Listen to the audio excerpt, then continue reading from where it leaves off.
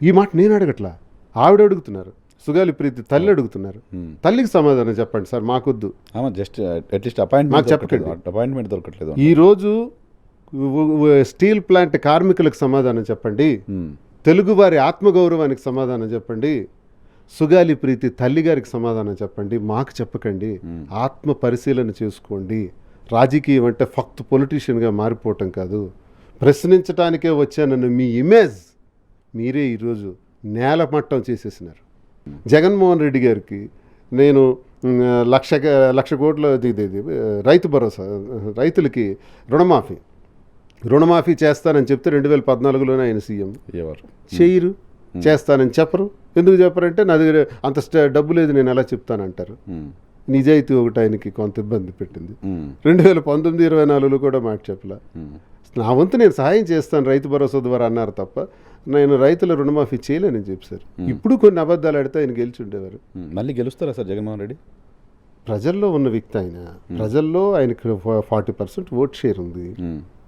ఒక్క వ్యక్తిదే vote share, ఒక్క Jaganmohan రెడ్డిదే vote share. నాది అందరిది కాదు.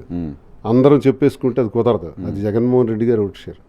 చంద్రబాబు నాయుడు గారికి, పవన్ కళ్యాణ్కి, బీజేపీకి కలిపి ఈ ఓట్ షేర్ ఉంది. సో ఇక్కడ ఎవరు స్ట్రాంగ్? పబ్లిక్లో జగన్మోహన్ రెడ్డి గారే వెరీ స్ట్రాంగ్. ఆయన ఒంటరి, వీళ్ళు ముగ్గురు. 15 ఏళ్ళు మేము కలిసే ఉంటామని జనసేన అధినేత చెప్తున్నారు. కాబట్టి జగన్మోహన్ రెడ్డి ఇంకా అంటే మరి ఆయన చంద్రముగ్గా మారిపోయాడు కదా సార్. ఇంక ఈ పార్టీ తీసుకెళ్లి టీడీపీ కింద తొక్కి పెట్టేశాడు. పాపం జనసేన అభిమానులు అమాయకులు, పిచ్చోళ్ళు. వాళ్ళు ఏదో అనుకుంటున్నారు ఈయన ఇంక చేస్తారు. ఏంటి అవకాశం జగన్మోహన్ రెడ్డి గెయిన్ అవ్వడానికి ఉన్న అవకాశం ఏంటి? అంటే ఒకటే సార్, వీళ్ళు చేస్తున్న తప్పులే సార్. స్కీమ్స్ ఇవన్నీ పక్కన పెడదాం. స్కీమ్స్ ఎవరైనా చేస్తారు, ఇప్పుడు 3 ఎన్ని జరుగుతున్నాయి మళ్ళీ చేస్తారు. మీరు అమరావతి గురించి మాట్లాడారు. అమరావతి జరుగుతుందా? ఈరోజు 1.5 కాలం అయిపోతుంది.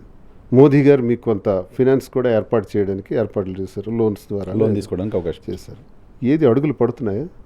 మళ్ళీ జపాన్, సింగపూర్ అవుతుంది తప్ప దాన్ని రూపాంతరం ఎప్పుడో, ఇప్పుడు అది మునిగిపోయి పెద్ద నదిలో మారిపోయింది ప్రాంతం. మునిగిందంటే కేసు పెడతారు మీ మీద, నా మీద పెట్టుకొని ఏంటి సార్ జరుగుతున్నది మనం చూస్తున్నాం, ప్రాక్టికల్గా చూస్తుంది అది. మరి అది అయ్యే అవకాశం ఉందా? నెంబర్ 1.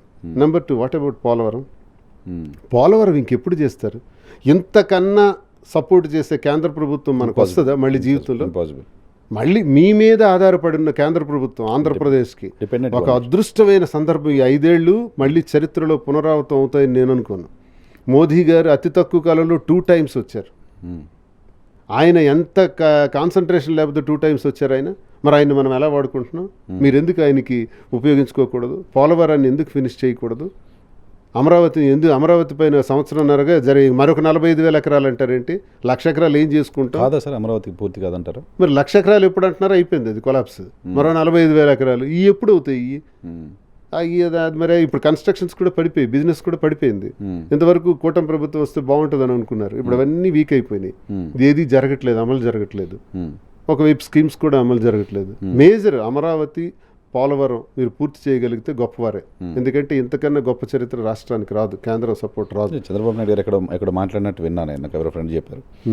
నా పొలిటికల్ లైఫ్లో ఇప్పుడు జనాలు ఏమనుకుంటున్నారు అనేది కాదు, నేను ఏపీకి ఏం చేశాను అనేది నాకు లైఫ్ టైం చరిత్రలో ఉండిపోవాలి. దానికోసం ఏపీ, అమరావతి, పోలవరం 2 పూర్తి చేయాల్సిందే అని చాలా కమిటెడ్గా ఉన్నారంట. నేను ఇంకా 3.5 సంవత్సరాలు ఉంది కాబట్టి నేను ఆశిస్తున్నాను. అలా చేయగలిగితే ఆయన చరిత్రలో మిగిలిపోతాడు. అది చేయలేకపోతే చరిత్రహీనులుగానే మిగిలిపోతాం. ఈ 2 కూడా నేనే చెప్తున్నాను. మళ్ళీ ఆ సందర్భం వస్తే మాట్లాడతాను. 3.5 years ముందు చూద్దాం మరి ఆయన చేయగలుగుతారా లేదో చూడాలి. మేము 3 రాష్ట్రాలు అన్నాం, మేమేదో చేసామో లేదో పక్కన పెడదాం. మీ పని మీరైనా చేయాలి కదా, అదేనా ఫినిష్ చేయాలి కదా. చేయకపోతే అలా